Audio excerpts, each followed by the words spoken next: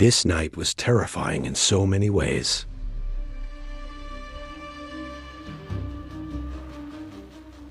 A lot of people don't realize the amount of mountains in Idaho.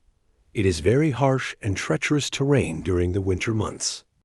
During this trip, I had just signed on with the company and didn't even have chains to put on my truck.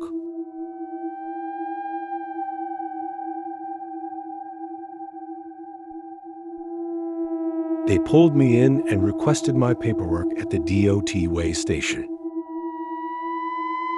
While checking my paperwork, they asked me how many sets of chains I was carrying. In most mountainous states, such as California and Washington, you are required 7 full sets, 1 set for each drive tires. 2 on one side of the trailer and 1 on the other, plus 2 whole spare sets in case other sets break or fail. I had 0 sets. Yet, my answer was a resounding 9. Failing to have proper equipment is a hefty ticket and an out-of-service violation. Luckily, they let me proceed without requiring me to show them the chains. I kept the hammer down and used my accelerator and some aggressive braking and acceleration to keep traction while climbing and descending. The scariest part of not having chains is by far the descent. Coming into a curve on an 8% grade declining will make your butthole pucker. There are tips and tricks that only an experienced professional would understand and know how to effectively implement. The thought of accelerating while on slippery ice and snow seems terrifying and dangerous. It is the opposite of most people's natural instinct. The average person will instinctively start braking as they begin to lose traction. This can be effective if anti-lock brakes are used and if a pumping action keeps the wheels from locking up and continuing to skid. This is especially true in a tractor trailer. For example, when a trailer's brakes are locking up, but the tractor drives are maintaining traction, which is usually the case when out of control, the trailer will be moving faster than the tractor. This is most commonly the result of jackknifing. A professional driver can accelerate out of this to avoid an inevitable crash.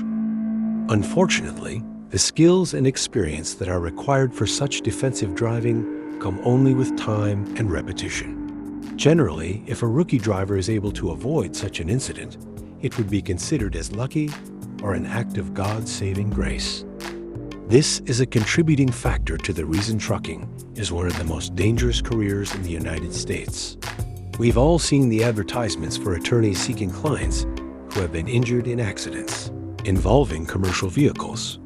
What most people don't know is that the majority of accidents involving commercial vehicles is usually the fault of the motoring public, not the professional drivers. Notice the flashing yellow lights.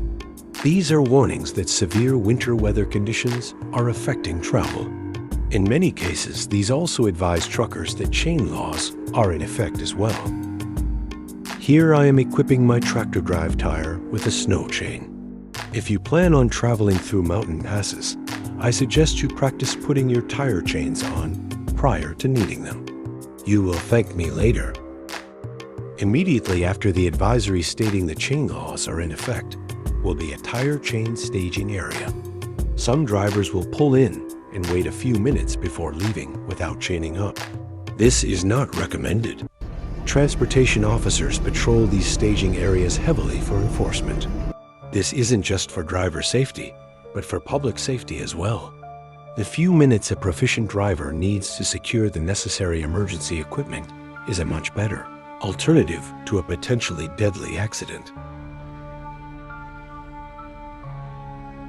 Certainly, there are instances that we face when tough decisions are to be made. That was the situation I was faced with during this trip. I didn't have the money to purchase tire chains that easily cost hundreds of dollars per set.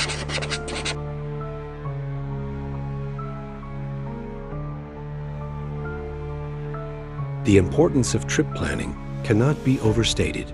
This becomes a life-saving measure when considering snow travel in emergency winter weather conditions. The lives of the public and the driver are at stake. As a professional driver, the better I know my equipment, the safer I can operate it. For instance, it can take a loaded tractor-trailer 4 to 5 football fields to stop at 55 miles per hour. When there are wet roads, the speed of a semi should be reduced by 1/3. When snow and ice road conditions are present, a trucker should reduce their speed by half. Vehicle maintenance is also essential in preventative trucking operations. Truckers perform a pre- and post-trip routine to ensure the vehicle is safe for use.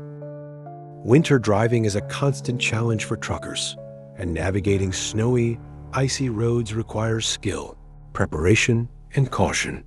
It's essential to remember that safety should always come first, both for you and others on the road.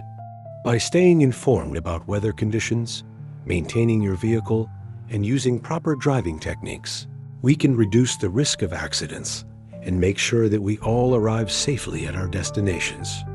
Drive smart, drive safe, and take the winter weather seriously.